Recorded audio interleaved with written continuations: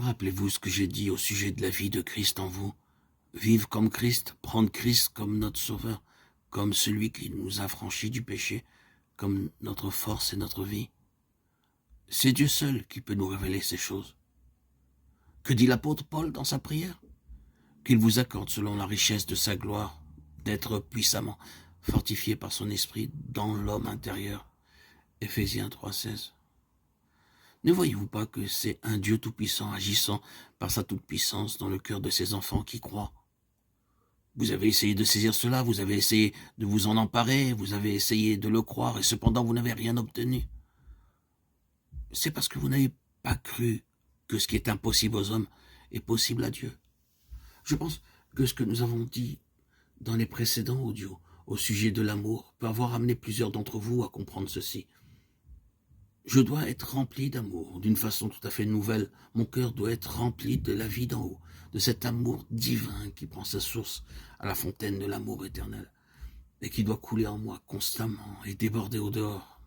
Alors, ce sera pour moi aussi naturel d'aimer les autres qu'il est naturel pour l'agneau d'être doux et pour le loup d'être cruel, jusqu'à ce que je parvienne à cet état où plus un humain me haïra et dira du mal de moi, plus il se montrera antipathique et haïssable, plus je l'aimerai, jusqu'à ce que je parvienne à cet état où plus je rencontrerai d'obstacles, de haine et d'ingratitude, du mépris, du rejet, plus la puissance de l'amour triomphera en moi, jusqu'à ce que je sois amené à dire ce message concernant l'amour qui doit remplir mon cœur parle d'un amour auquel je ne puis atteindre. C'est absolument impossible, mais c'est possible à Dieu.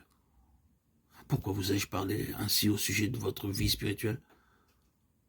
Pour la raison suivante. Un homme ou une femme qui désire travailler pour le Seigneur doit connaître la puissance de Dieu et avoir fait l'expérience de cette puissance dans sa vie personnelle. Nous désirons tous travailler pour Dieu.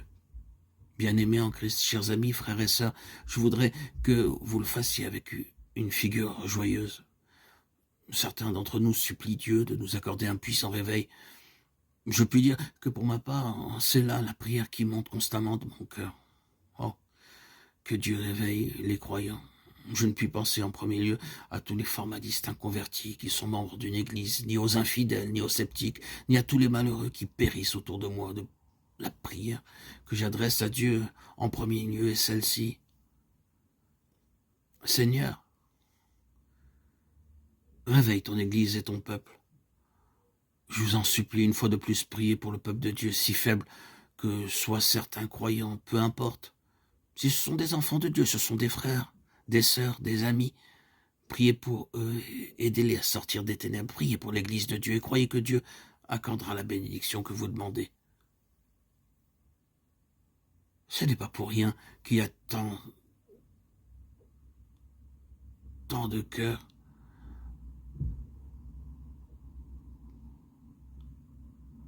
des désirs de sanctification et de consécration, tant d'aspiration.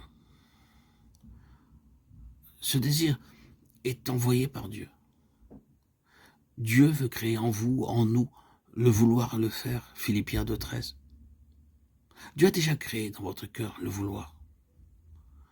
Or, croyez bien que le Dieu Tout-Puissant agira par son pouvoir pour faire parmi son peuple beaucoup plus que nous n'avons demandé.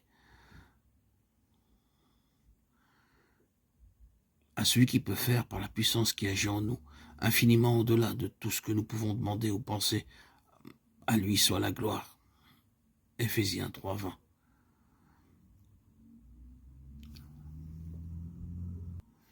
Gloire à Dieu, le Tout-Puissant, qui peut faire infiniment au-delà de tout ce que nous pouvons demander ou penser.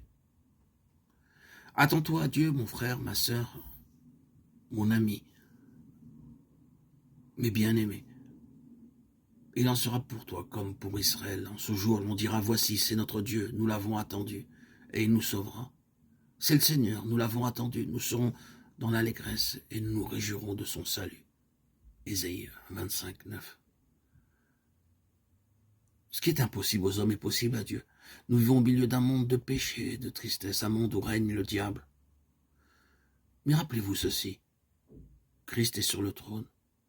Christ est le plus fort. Christ a vaincu et Christ vaincra.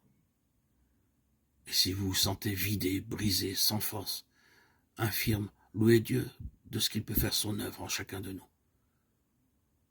Mais nous devons nous attendre à lui. Ce texte nous abaisse ce qui est impossible aux hommes, mais ensuite il nous élève vers les sommets et possibles à Dieu. Adorons Dieu et croyons qu'il est le Tout-Puissant et qu'il agira en nous et par nous pour le salut de ceux qui nous entourent. Ne priez jamais sans adorer sa toute-puissance et dites « Dieu Tout-Puissant, je réclame ta puissance ». Et la réponse à votre prière viendra, et comme Abraham, vous deviendrez fort par la foi, donnant gloire à Dieu, parce que vous savez que celui qui a promis a la puissance d'accomplir ses promesses. Amen. Alléluia. Gloire à Dieu au plus haut des cieux et paix sur la terre aux hommes qu'il aime. À toi, Seigneur, tout honneur et toute gloire pour les siècles des siècles.